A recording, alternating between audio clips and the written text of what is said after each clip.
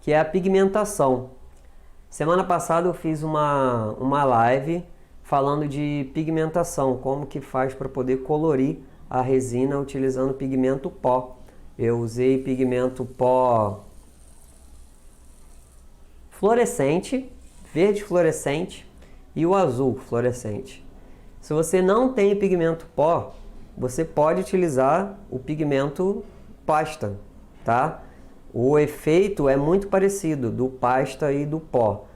As diferenças, que eu também já falei no outro vídeo, é que o pigmento pó, quando você vê a caixinha, se você utilizar os 6%, você vai chegar na cor daquele pigmento ali que está na caixa. Ele é um verde fluorescente, forte. O pigmento pasta, se você utilizar os 6%, você vai chegar numa cor muito escura, que é a cor do que está no potinho.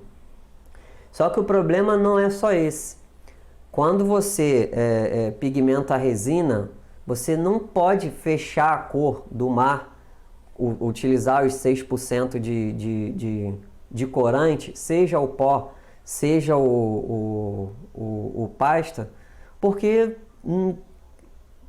quando você usar o branco para fazer o efeito, vai ficar feio, porque o branco ele mistura na cor muito escura e ele some, começa a ficar embaçado, tá?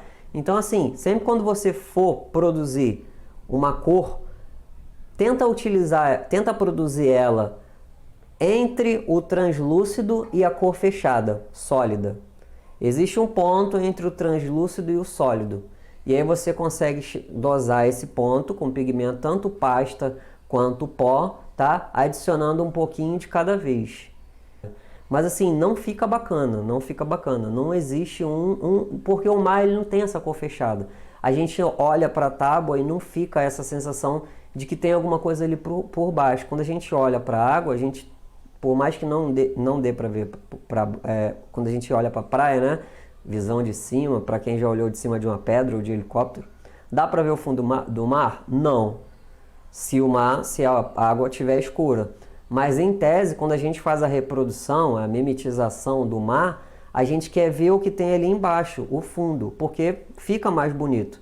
Então, existe um ponto entre o translúcido e a cor fechada. E você consegue chegar nesse ponto utilizando muito pouco pigmento e ir aumentando à medida que você for olhando ali a resina. Por exemplo, ó, eu tenho essa tábua aqui. Essa tábua não, esse é um descanso que eu acabei de produzir. Como é que é o nome disso daqui? Para colocar a xícara, né? Para tomar café, coloca a xícara aqui, que eu até vou adicionar no site para venda, que já está pronto. Tá vendo esse efeito aqui, ó? Ó, esse efeito aqui por baixo? Isso daqui é como se fosse a espuma estourando por baixo da onda, por baixo da água. Aqui na frente a gente vê a espuma branca? Sim. E aqui atrás a gente vê como?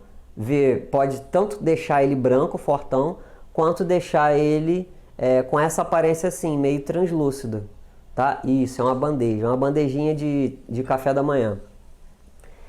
Se eu utilizo um azul fechado aqui, eu não consigo fazer esse efeito. Por quê? Ele vai tampar todo o branco que está aqui, tá? Então, eu utilizo sempre um azul translúcido ou um verde translúcido ou qualquer outra cor translúcida. Para sempre quando a gente fizer uma camada de ondas e espalhar, a próxima camada vai ficar aparecendo. E aqui, ó, por exemplo, eu fiz 3 camadas. Se eu olhar nessa tábua aqui, eu tô sempre vendo a camada de baixo. Por quê? Porque o azul ele tá sempre translúcido. Todos os trabalhos que eu faço translúcido, tá? E aí tem um ponto do translúcido bem fraquinho até aquele último ponto dele ficar com a cor fechada. E aí você vai dosar isso de acordo com a quantidade de pigmento, tá? Mas ó, eu olho aqui e eu consigo ver nessa parte aqui as ondas que estouraram daqui de baixo. Eu olho aqui e eu consigo ver nessa parte aqui as ondas que estouraram daqui da beirinha. Então eu utilizo sempre um tom translúcido. Não recomendo fazer uma pigmentação, meter o palito de pigmento lá na resina e fechar a cor do azul ou do verde ou do turquesa, seja lá qual for, tá?